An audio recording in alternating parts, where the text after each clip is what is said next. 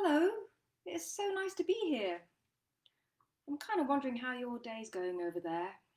Here in London, it's so rainy. It's unbelievable. The garden really loves it. I think the slugs really love it too. And there's no sunshine to be had at all. Um, it really is good to be here though. So I'm just wondering, yes, how you all are really, and how it's going. Whether you've made any music today, whether you've heard any good music today, whether you've experienced any good music in any way, let me know. Hi from Jerusalem. Hi, Adam. It's really nice to see you. It's a long way away. I bet the sun is shining over there. Hi, Delphine. And hello, Alice. Good for the garden. I know, Alice. That's the thing. It's great for the garden, but it does feel a little bit like November over here. That's the thing, really. Adam says it's so hot here, you wouldn't believe. The slugs wouldn't have much of a chance over there. But Adam, what's the music like over there? Have you heard any good music today? For us over here, we have listened to some lovely music. We've actually played some lovely music as well. I've got all my children home, so it's great. We can play music together, or we can practice separately. It's been really good. Um, just wondering, really, if it's really raining here. For instance, Alice, where are you actually? Alice, where are you? Are you in a place where it's still raining?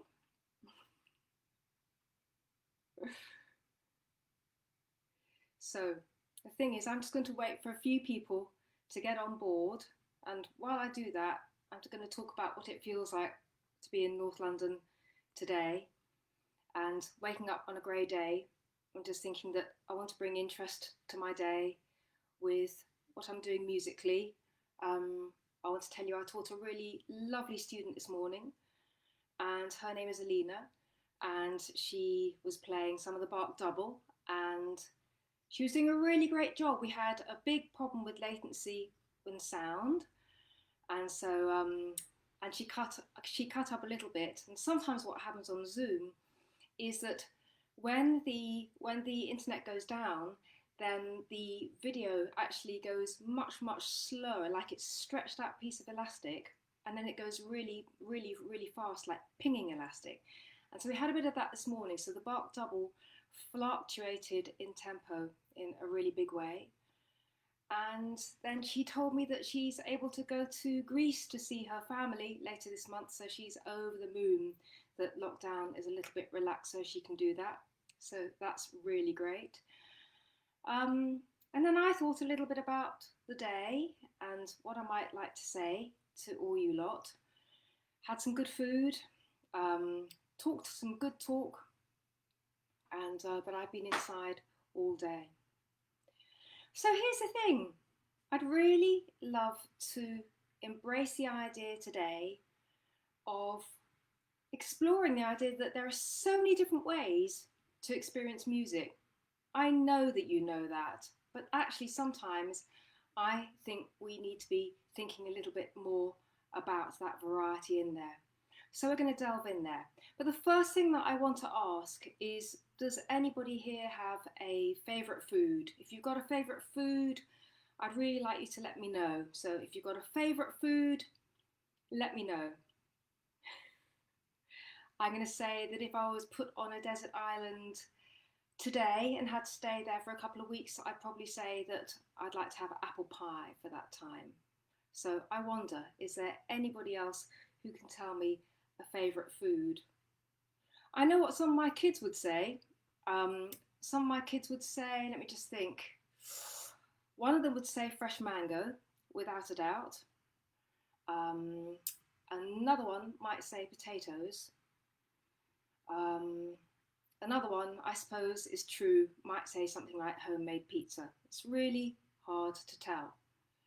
But if each of us have got a favourite food, that's a wonderful treat to have, isn't it? It's a great way to go when perhaps it's raining outside and the day hasn't felt so positive, to have a really good treat, maybe your favourite thing in the whole world.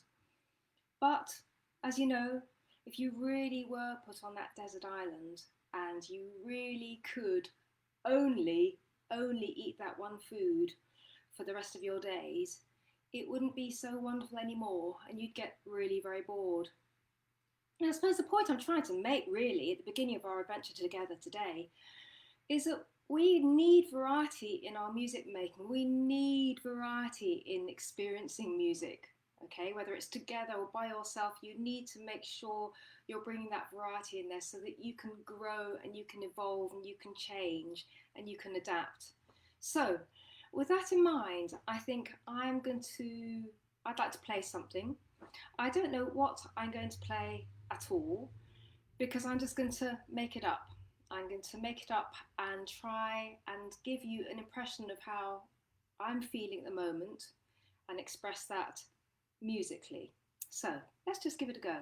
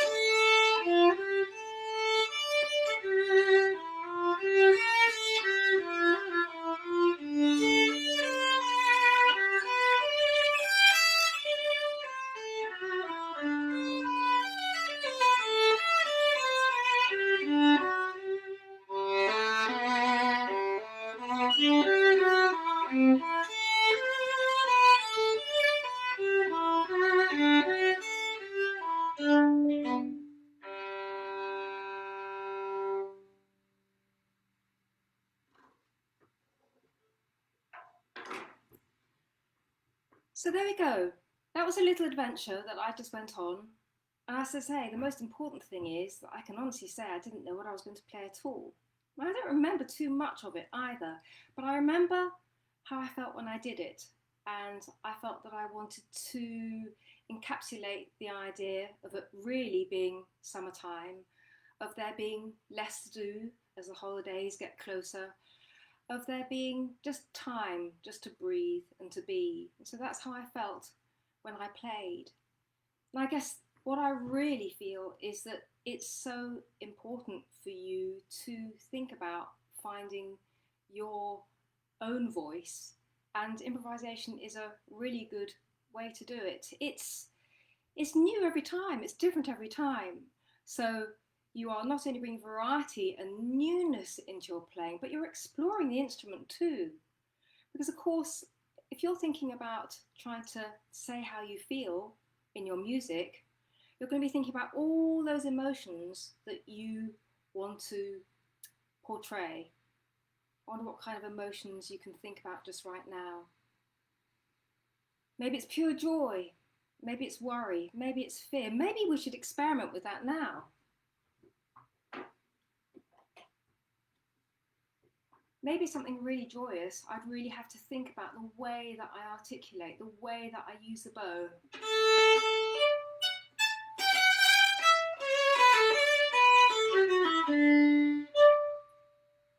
I could also really be thinking about the notes that I'm using. I did use a major key there, that's really, really true. But if I come back to the bow for a minute, just thinking about really exploring the sounds that I could to get my own voice, even just when I'm improvising, I could think about fear at night time when it's really not feeling so good at all, and maybe you're not feeling quite so tickety-boo. And so I might be thinking about the sort of violin techniques I could use in order to really evoke that. So even if I used similar notes,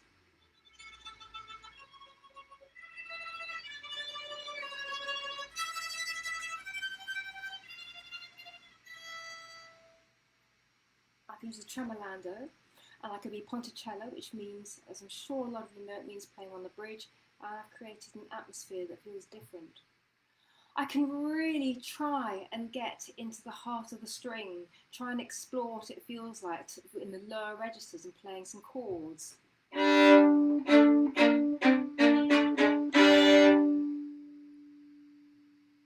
I were to do that, I'm getting into the real power of the instrument.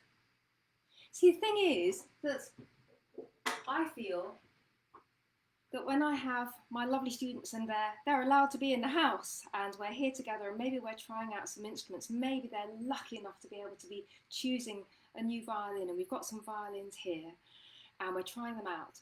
Very often my lovely students will say to me, I'm not really sure what I want to play at all. I really don't know what to play. And I might say, well, play anything that comes into your head. And I realise that actually, the more I say it, the more I realise that that can be really quite a frightening thing to be told. Play what comes into your head. It's far less pressurising in a sense to play something that you know, a piece that you know is in your hand and you know you can produce over and over again. But I think to get rid of that fear when you improvise, and indeed when you play a new instrument, really experiment with the extremes of sound that you can get. See if you can evoke any emotions at all, and see whether you can actually enjoy that without judging it too much. Hey, that felt a good phrase. Maybe that one wasn't so hot, but it doesn't matter. It's part of a whole improvisation that I've just done, and I shall never repeat it like that again. So that's one idea. I really also want to say to you that in the same way that I said at the very beginning, I said today, I've definitely listened to some new music because I really want to feed myself in a different kind of a way, maybe in a way that might surprise me. So very often I might go onto YouTube or onto Spotify and just plug in a composer or an artist that I don't know very much about, and I'll just listen to something to just see what it's like, to get a new, fresh taste, to make my practice seem a little bit more zingy. And of course, listening to other people playing the pieces that you're working at is hugely useful. And you're going to say, well, yes, I know it's useful to listen to other people, but maybe some of the time I feel that I just can't get there. It's just never going to be quite like the person I'm listening to. But I think I want to say to you that when you do listen to other people, it's much more about understanding their musical standpoint, seeing why it's valid and wonderful to listen to them, enjoying certain aspects of their sound and their interpretation. But then you can squirrel away those ideas and experiment yourself in order to maybe find your own voice. You don't have to be trying to sound like somebody else. It's really important to know that what you sound like. When I was very small and my dad would be giving me a lesson, he would say to me, don't try and sound like anybody else. What I really want is to be able to close my eyes and then to know that it's you playing and it couldn't be anybody else. So that's a really nice aim in there, to actually not sound like anybody else, but just to be influenced by the great and the good around you.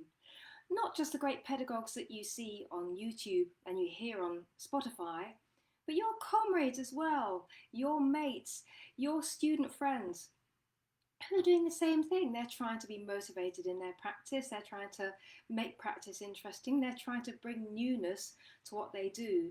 So share those ideas. It's not about what they think about you, and it's not really about ego. It's just about sharing the idea that you both really love playing an instrument.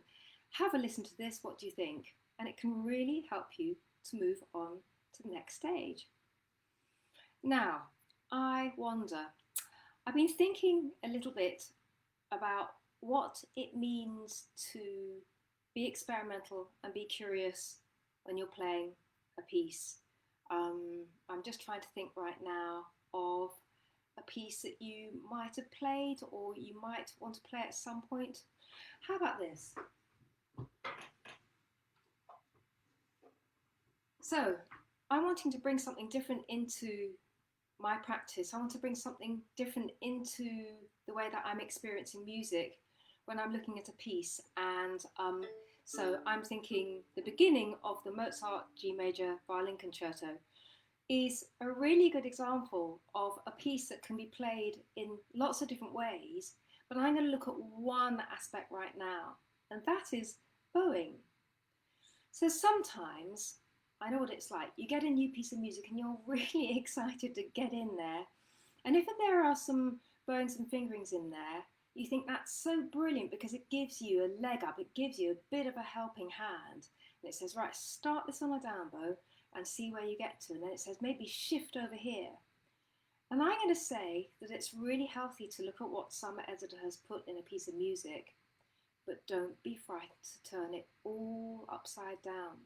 It really will add a bit of spice to your explorations within your practice. Look, here's the beginning of the Mozart G major, and here's a bowing that I've definitely seen at the beginning of some editions.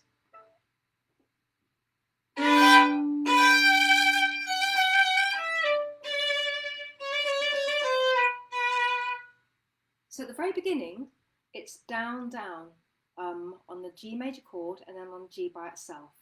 So it gives two quite heavy feels to the first two beats in there.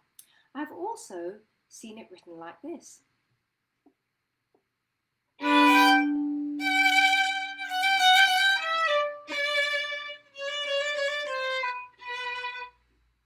With an up bow, followed by a down bow. Hilary Hahn really likes that actually. And then there's another way of doing it, and maybe it's not been written down anywhere, but it's certainly a way that I was encouraged to think about it, and that is playing it down, bow followed by an up bow, which might feel a bit strange in the bow arm, but maybe it might release something in my phrasing. Let's give it a go.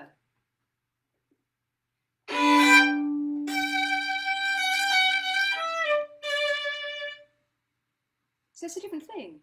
So 3 different types of bowing. Maybe I knew about those 3 different types of bowing before I started speaking to you, but there are plenty of pieces that I look at that I really don't know.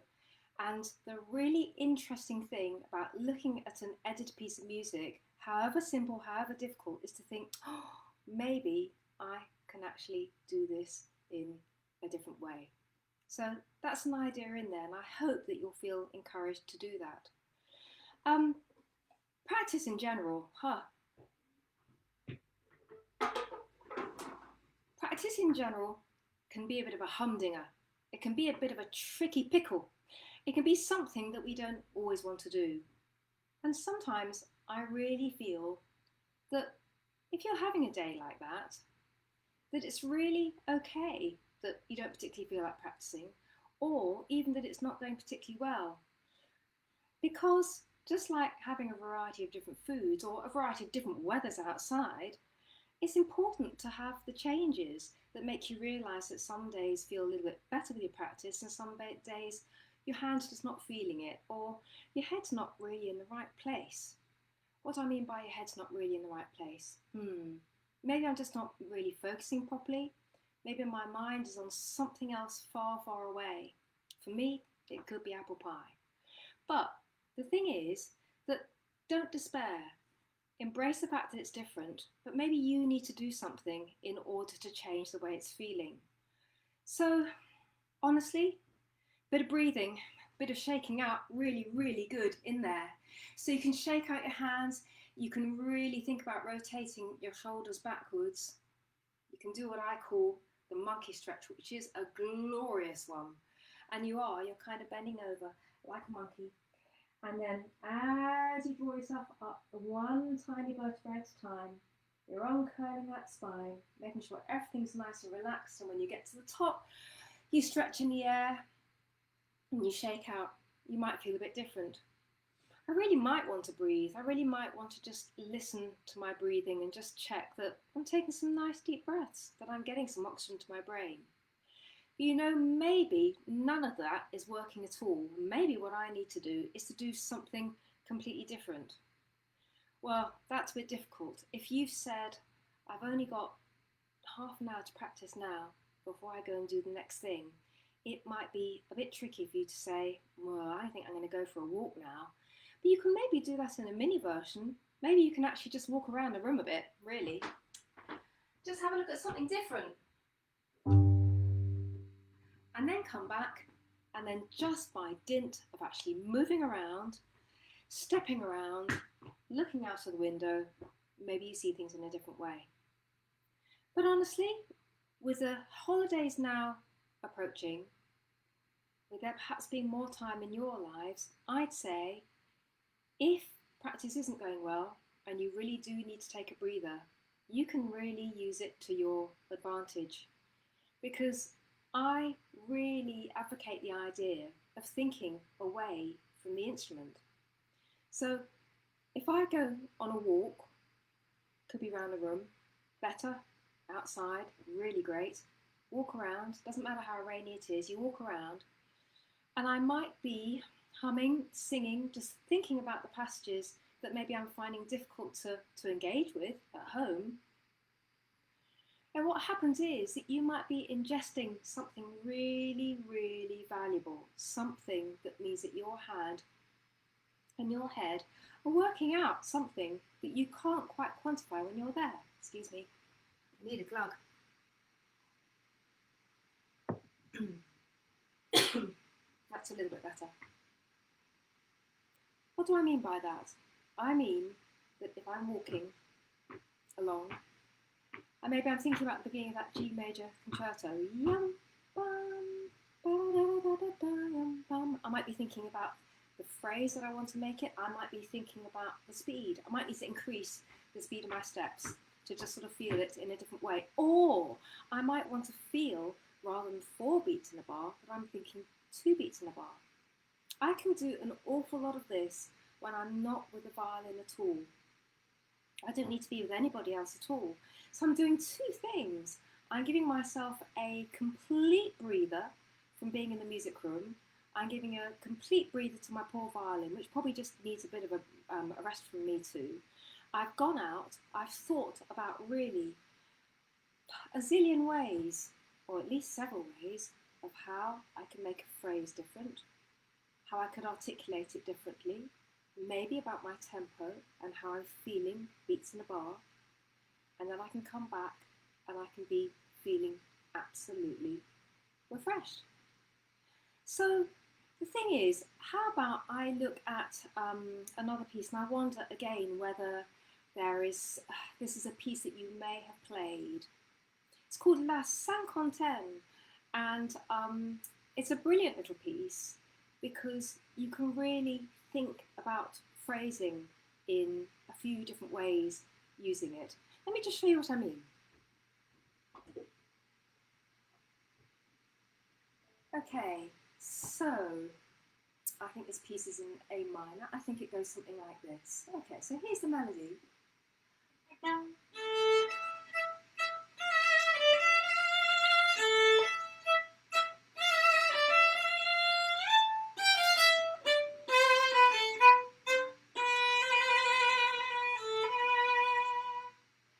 the thing is, I could alter the way that I'm phrasing that.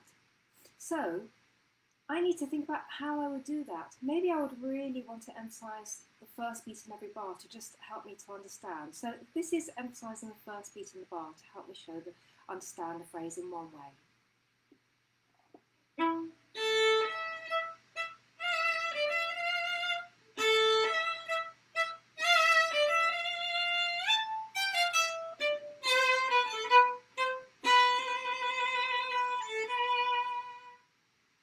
But then what I could do is that I could actually go to a different part of the bar, a different part of the phrase in order to show what I'm really kind of driving at phrasing-wise. I wonder if this feels any different to you. So let's start it again.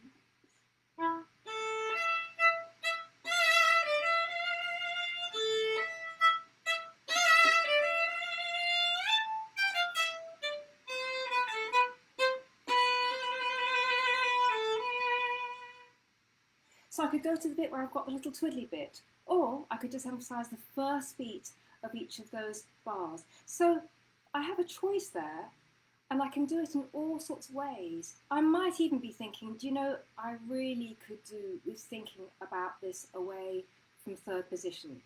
I wonder actually what it would be like for me to explore this, just playing it with no twiddly bits, just in first position. Maybe I can think about my bowing. Maybe I can concentrate on something different by making it a little bit simpler for the left hand. So it might be something like this.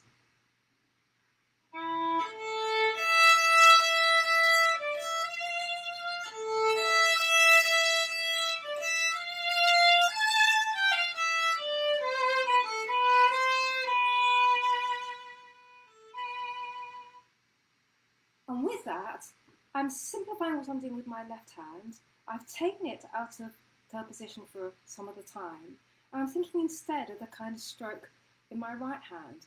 Now, I may not leave it like that, but I'm experimenting with what it feels to do a nice détaché legato sound in my right hand. And that's the essence, really.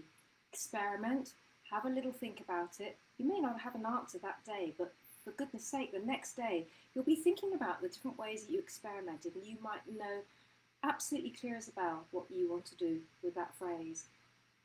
So, the thing is, we've talked about different ways that you can maybe bring a little bit of variety, a few different experiences into your music making and your taking in of music each day.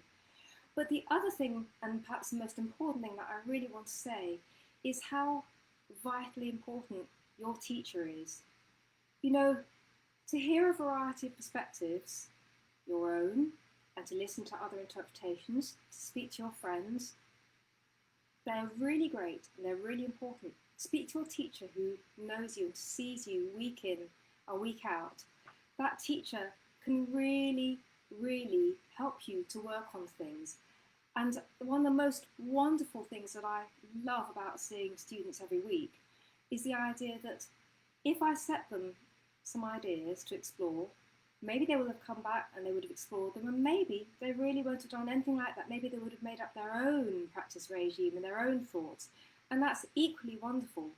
But the thing that I really love most of all is when a student comes back and says, I have a pile of questions about what you asked me to do.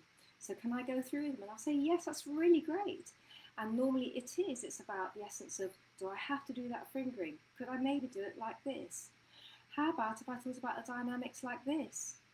I'm finding it difficult to really work this out in second position. Please, can I do it in first? And then we can explore those ideas together. So your teacher is a very precious part of your ingesting of beautiful music making in your own practice. But don't forget that to compose, to improvise, actually also to maybe sight read something every day, something new that you're seeing, looking at the dots and having to make something of it. They are all really very fine ingredients in your music making. There's so much more to say, but I realise that I am coming up to time, and I'm wondering whether anybody has got any questions at all. I'm not seeing much on the chat. Poor Jane says, I'm having difficulty hearing you, which is not a good thing. But if anybody has got any questions for me, then by all means, ask away, and I'll see whether I can actually answer them. A lot of people have asked me the question, what's it like really being the person who's giving virtual lessons all the time? Nobody has stepped into this room, and none of my students have, and I've met people from all over the world in recent weeks, and it's been such a privilege. And actually, rather than saying it's just been absolutely awful to go virtual, it hasn't been absolutely awful. I think I've really been able to embrace it in a completely different way. I know that I can't actually play at the same time as you because there's the latency, and I know that I really need to be very careful when I interrupt your playing so that you can hear me and I can get a point across. But I think it's been an absolute challenge to make something wonderful out of it. It's been different getting to know people in that kind of a way, not being able to sense the energy in the room, but to really sense it by looking at that person directly and really thinking about how they might be feeling about their playing, how they might be feeling about their day. So it's been a very, very interesting process for me. Emily says, what do your children play? Okay. Emily, I have 3 children. My youngest is Ella, and Ella is a great double bassist and a lovely pianist and a wonderful singer. So she carries that into her life in a very important way. And Sophie, who's my middle one, she is a wonderful violinist. In fact, she's a folk fiddler. So she does all sorts of things that I really am not capable of doing at all. It's really amazing. And then Jacob, some of you might know Jacob. If you don't know Jacob, he's a multi-instrumentalist who plays just about everything really and gives it a go. And so there's always something happening musically in this household, day and night, without a doubt. So thank you so much, all of you, for actually watching, for tuning in right now to this strange format of a rainy day in London town and FaceTime live. It's been a blast to be with you. It's been really great to meet you all and to see you all. And may your music making be inspired, may it be fresh, and may you not be frightened to experiment and dare to be curious. Thank you so much. I'll say goodbye now.